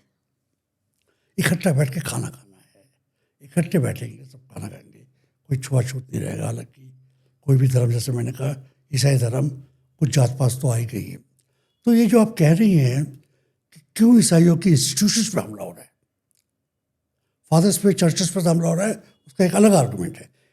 ईसाई धर्म की इंस्टीट्यूशंस को तोड़ना, उनके स्पाइन को तोड़ना है, उनकी सोशल इंफ्रास्ट्रक्चर को खोलना है, उनके मिशन का जो एक और हिस्सा है लोगों को फ्रेटर्निटी सिखाने का, उस पर रोक लगानी है, लोगों को इक्वालिटी सिखाने का, उस पर रोक लगानी है। आप उसको उस नज़र से देख सकते हैं कि जो इसका सोशो पॉलिटिकल इम्पैक्ट इस रेवोल्यूशनरी धर्म का आ गया है या कोई और रेवोल्यूशनरी धर्म का आता है, उसका सोशो इकोनॉमिक इम्पैक्ट ख़त्म किया जाए। धार्मिक इम्पैक्ट तो बाद में कर लेंगे। तो ये भी हम कह सकते हैं कि अगर आप चर्च में घुसे तो आपको नरक मिलेगा, तो उसका तो लोगों पे ज़्यादा असर नहीं आएगा। मगर अगर आप ये भी डराएंगे और कोई जगह ही नहीं छोड़ेंगे कि जहाँ पे वो जाके कुछ सीख पाए, तो फिर तो कुछ आपको फ़ायदा होगा, आपके लोगों को राज करने का मौका मिलेगा शायद। मैं सोचती हूँ कि क्रिश्चियन मिशंस ने जो काम किया है शिक्षा और स्वास्थ्य में, अगर उनको इस काम को करने से ही रोक दिया जाए और कह दिया जाए नहीं आप ये काम नहीं करेंगे क्योंकि आप क्रिश्चियन बनाने के लिए ये काम करते हैं, तो और तकरीबन बिना कहे हुए बिना घोषणा किए हुए यही कहा जा रहा है कि सेवा करते हैं इसलिए कि कोई इतना आकर्षित हो जाए सेवा से कि वो धर्म अपना ले, पढ़ाते हैं तो शिक्षा ऐसी देते हैं। इन सब के बीच में जो हमारा एक नैतिक पतन हुआ है, जैसे हम लोग खुद भी जब मिशन स्कूल में पढ़ते थे, मॉरल साइंस का प्रॉपर क्लास होता था, प्रॉपर पीरियड होता था, और उसमें हम लोगों को पूरी एटिकेट्स की, मैनर्स की, हाइजीन की, इन सब चीज़ों की शिक्षा दी जाती थी। तो ये सारी चीज़ें जो कॉरपोरेट स्कूल्स हैं, जो बड़े स्कूल हैं, धन्ना सेठ के स्कूल हैं, वहाँ गायब हैं। ये जो वैक्यूम है, इसको सिस्टम को भरने का कोई ऑल्टरनेट सिस्टम नहीं पैदा हुआ है, ये चिंता है मेरी। आपको ये भी सिखाया गया होगा कि औरत किसी आदमी की जर खरीद गुलाम नहीं है। इसके ऊपर मैं आऊँगा मॉरल इशू के ऊपर। उड़ीसा से लेकर राजस्थान तक पिछले 50 साल में 12 प्रांतों पर एंटी कन्वर्जन लॉज आ चुके हैं। उसका जो प्रोग्रेशन रहा है लेटेस्ट लॉज में है यही जो आप कह रही है। एजुकेशन और मेडिसिन को एक तरीके से क्राइम क्रिमिनलाइज कर दिया गया है, आप सोच सकती है। यहाँ पर चर्चेस के अंदर जाके, स्कूल्स और कॉलेजेस के अंदर जाके फादर को कहा जाता है आप चौका उतार दीजिए, आप सलीब तोड़ दीजिए, आप माँ मरियम की स्टैचू हटा दीजिए। अगर स्टैचू लगाते हैं तो सावित्री और सरस्वती की स्टैचू लगाइए। आरएसएस के लिए, अखिल भारतीय विद्यार्थी परिषद के लिए एक कमरा दीजिए। ये मैं बना के नहीं बोल रहा हूँ, ये मध्य प्रदेश, छत्तीसगढ़, झारखंड में बाकायदा इन पॉलिटिकल ग्रुप्स के लोग जाके फादर्स को कर रहे हैं। और अगर क्या कहते हैं अगर नहीं किया तो हम आपके ऊपर केस कर देंगे। क्या केस? कि आप खून करते हो, आप रेप करते हो, आप ये करते हो, चोरी करते हो। फादर्स को ले जाके बंद कर दिया, कोई जुर्म नहीं हुआ था, कोई कुछ नहीं हुआ था, एविडेंस नहीं था, कोर्ट ने बरी कर दिया बाद में। मगर 7 दिन, 17 दिन, 17 महीने तो पूरी तरह सताया गया आपको। मगर अभी तक क्योंकि आर्टिकल 30 कॉन्स्टिट्यूशन का जो है उसमें एजुकेशन और हेल्थ इंस्टीट्यूशन को रखने की इजाज़त है। सिर्फ ईसाइयों को नहीं, सिखों को, मुसलमानों को, गुरुद्वारे को, कबीरपंथियों को, इंडस्ट्रियलिस्ट को भी। अच्छा, हाँ, क्योंकि टीएपाई एक बहुत बड़ा केस हुआ। उस केस में डिसीजन आया कि जो प्रोटेक्शन रिलीजियस और लिंग्विस्टिक माइनॉरिटीज़ को है वो किसी और को भी हो सकता है अगर वो एजुकेशन इंस्टीट्यूशन खोला मांगे। और जिसकी वजह से ये सारे कॉर्पोरेट स्कूल खुले हैं और टीएपाई समाज ने, फैमिली ने खुद मणिपाल में पूरा यूनिवर्सिटी और कॉम्प्लेक्स बना दिया है। टीएपाई बहुत मशहूर केस है। तो ये जो एंटी कन्वर्जन लॉज के अंतर्गत ये जो है कि अगर आप अपना एजुकेशन इंस्टीट्यूशन और मेडिकल इंस्टीट्यूशन बंद नहीं करेंगे तो आप जेल जाएंगे। आप सिर्फ चर्च रखिए और दुआ मांगिए। दुआ भी आप अपने घर में अगर 4 लोग एक साथ मांग रहे हैं तो अभी मैंने देखा है कि क्रिश्चियन फैमिलीज़ जो अपने घर के अंदर प्रेयर कर रहे हैं उनको बजरंग दल के लोगों ने उनका घर के अंदर घुस के रोका है। चलिए, उस जो दल आपने बोला गुंडागर्दी उनकी तहजीब में है तो उनका एक तरीके से तो फर्ज ही हो जाता है गुंडागर्दी करना। मगर सरकार क्या कर रही थी? थानेदार क्या कर रहा था? कलेक्टर क्या कर रहा था? कलेक्टर पकड़ता नहीं है चोर को, कलेक्टर पकड़ता है पास्टर को। और कई बार तो वो पास्टर भी नहीं, फैमिली को पकड़ लेता है। जी, 1000 से ज़्यादा लोग यूपी में कैद हुए हुए हैं। अब 200-250 अभी भी है, बेल नहीं हो रही है, मैजिस्ट्रेट बेल नहीं दे रहे हैं। बेल लेने के लिए आपको हाई कोर्ट में जाना पड़ता है। 1000 से ज़्यादा केसेस इस साल हो चुके हैं, उनमें ज़्यादातर केस, ये तो जिंदा की बात हो रही है। आप मरे हुए ईसाई को उसके गांव में नहीं दफनाएंगे, क्या? हाँ, क्या हो गया? छत्तीसगढ़ में आदिवासियों को दलितों को और बाकी लोगों को भी अगर मर जाए तो लोग कहते हैं नहीं, इस गांव में इसको हम दफनाने नहीं देंगे। अरे फिर कहाँ जाएं? फिर कहाँ जाए? गए हम कचहरी। हाईकोर्ट ने कहा पुलिस से इनको वहीं दफनाया जाए, नहीं घुसने दिया। पुलिस ने रिपोर्ट दी कि अगर हमने कोशिश की तो बवाल हो जाएगा। हाईकोर्ट ने फिर इजाज़त दी कि इनको 60 किलोमीटर दूर या 40 मील दूर दूसरे गांव में दफना दिया जाए, जहाँ पे एक ईसाई कब्रिस्तान था। फिर उसके बाद हाई कोर्ट ने और एपेक्स कोर्ट ने हिदायत दी कि हर डिस्ट्रिक्ट में ईसाइयों के लिए एक कब्रिस्तान छोटा बड़ा होना चाहिए, क्योंकि हिंदू का शमशान घाट है वहाँ पर। 1300 साल से 1400 साल से इस्लाम हिंदुस्तान में है, और केरला में तो हमारे इलाके में तो नबी शायद जिंदा ही होंगे जब वहाँ पे इस्लाम आ गया था। एक मस्जिद है वहाँ पर।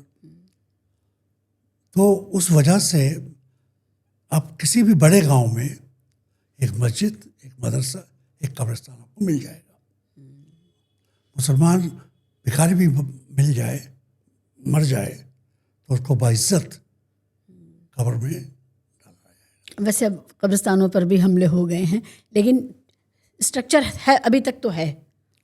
जैसे जात धर्मों में घुस गई है, वायलेंस सब धर्मों के ऊपर होने लगा है।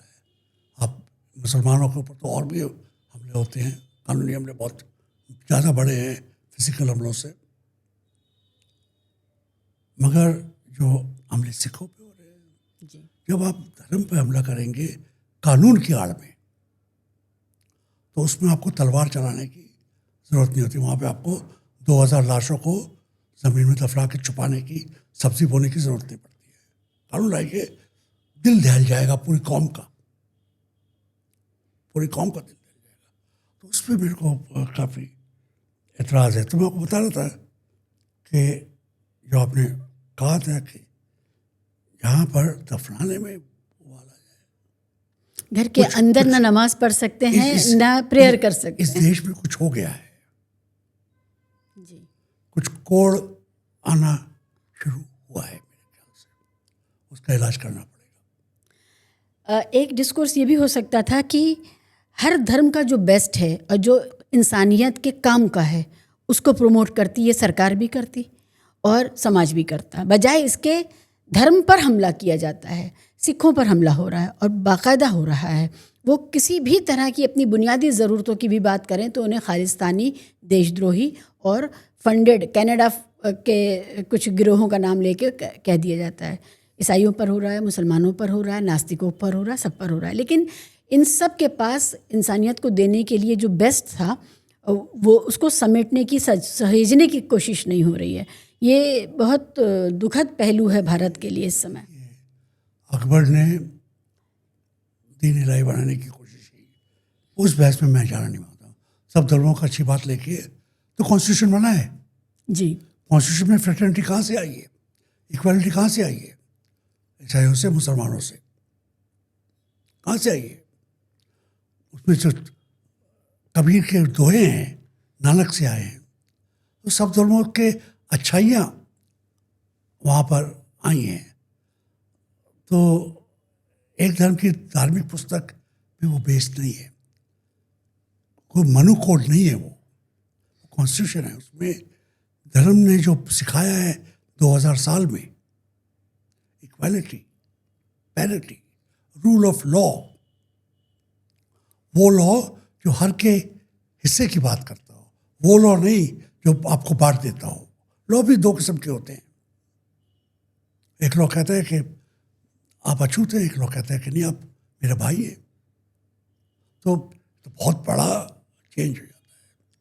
तो रूल ऑफ लॉ का जो कॉन्सेप्ट है वो भी अच्छी रिलीजन्स के अच्छे उसमें आता है। नानक कह गए हैं ना, पीरी और मीरी मीरे कारवां और पीरी। आप साधु भी हैं, फिलोसोफर भी है, गाइड भी है, और वक्त ज़रूरत हाकिम भी है। कानून फैला रहे, कौन सा कानून? धर्म पुस्तक का, कौन सा कानून? आस्था का, कौन सा कानून? वैल्यूज़ का। तो उसमें आपको पुलिस वाले की ज़रूरत नहीं पड़ती उस राज में कि डर के मारे। मगर जैसे मैंने यहाँ पे कहा, पुलिस वाला तो खुद गुंडों के साथ आ रहा है जी। जर्नलिज्म का, मैं खुद जर्नलिस्ट रहा हूँ, शर्म की बात है, पुलिस वाला साथ में आ रहा है गुंडों के, पत्रकार साथ में आ रहा है गुंडों के जी। और जो रिपोर्ट बाद में आ रही है वो एक तरफा है। जी। जिस तरह इखलाक के मौत के बाद फ्रिज के गोश्त को जांच के लिए भेजा गया, उसी तरह जब क्रिश्चियन परिवार कोई अगर प्रेयर कर रहा है तो पत्रकार भी और पुलिस भी ये जांच करने लगते हैं कि क्या प्रेयर कर रहा था, जैसे प्रेयर करना ही गुनाह है। किसको? वो ईसाई बना रहा था। जी। ईसाई बनना इतनी आसान बात नहीं है, कुछ देना पड़ता है। जैसे आपने कहा, कुछ सर्विस के लिए कुछ अपने आप को देना पड़ता है, अपनी जात पात आपको भूखनी पड़ती है। हर कोई भूला नहीं है, वो अलग बात है। मैंने आपको बताया कि ज़मीन में कास्ट है तो बड़ा मुश्किल है कास्ट से लड़ना, वो बहुत ज़रूरी भी है। तो वहाँ पर जो यूपी में जो हो रहा है, वहाँ पे शुरुआत ही आप करते हैं कि आप गुनहगार हैं, मान के चलते। आप बच्चे का जन्मदिन मना रहे हो, अपने बच्चे का, पड़ोसी के बच्चे का भी नहीं। मगर आप जो गाना गा रहे थे, पड़ोसी ने सुन लिया, क्या कर रहे हैं। शायद आपने पड़ोसी को ना बुलाया हो, या बुलाया भी हो तो पड़ोसी का पड़ोसी। फिर कानून में आ गया है ना, कानून में ये नहीं है कि जिसको ईसाई बनाने की कोशिश की जाए वो कहेगा पुलिस के पास जाके कि मेरे को खरीद रहे। कानून ये हो गया है कि कोई पड़ोसी भी कह सकता है कि यहाँ पे मेरे को शक है कि हो रहा है अखलाक, यहाँ पे मेरे को शक है कि उसके पास बीफ था। रिपोर्ट ये कहती है कि उसको जब ख़त्म कर दिया गया, जब उनकी लिंचिंग हो गई, उसके बाद मंदिर से ये ऐलान किया गया कि घर में बीफ है, उसको कवर देने के लिए कि जो लिंचिंग हुई है उसको एक तर्क दिया जाए क्योंकि घर में बीफ था इसलिए लिंचिंग हुई है। ये भी रिपोर्ट आई है। तो अपराध पहले हो गया, उसका कारण बाद में ढूंढ करके सामने रखा गया जिससे समाज ज़्यादा परेशान ना हो जाए और हमें अपराधी ना माने। आपने अच्छा सवाल किया, क्योंकि इस बहाने मेरे को कुछ और बात आपसे करने की इजाज़त मिलती है। मैं और हर्षमंदिर ने कारवां मोहब्बत शुरू किया और मैं उनका पहला चेला था उस बार में। वो मेरे से बहुत छोटे हैं, मगर तब भी हम दोनों और हमारे साथ स्कूल बच्चे, कॉलेज बच्चे, रिटायर्ड पुलिसमैन, रिटायर्ड जजेस चले कारवां में। हम अखलाक के घर गए और वही घर नहीं गए, हम 50 से अब तो 100 घर हो गए हैं जहाँ पे मॉब वायलेंस के विक्टिम रहते हैं। मैंने और हर्षमंदिर ने 50 तो कम से कम विधवाओं की आंखों में देखा है, मुसलमान विधवाओं की और 2 ईसाई विधवाओं की। क्योंकि बीफ हंटिंग में झारखंड में 2 ईसाई भी मारे गए थे, लोगों को पता नहीं था, ईसाइयों को भी पता नहीं है। हमने उनकी आंखों में देखा है, बेवाओं की आंखों में, इद्दत के दिनों में उनके छोटे बच्चों को बिलखते हुए बच्चों को देखा है, उनका बाप को देखा रोते हुए, जो कह रहा है कि मेरे को FIR तो दिखा दो, मेरे को पोस्टमार्टम रिपोर्ट तो दिखा दो कि मेरे बेटे के साथ क्या हुआ था। कई जगह तो लाश भी नहीं दिखाते, कफन खोल के उसको गुस्ल देने की इजाज़त नहीं देते।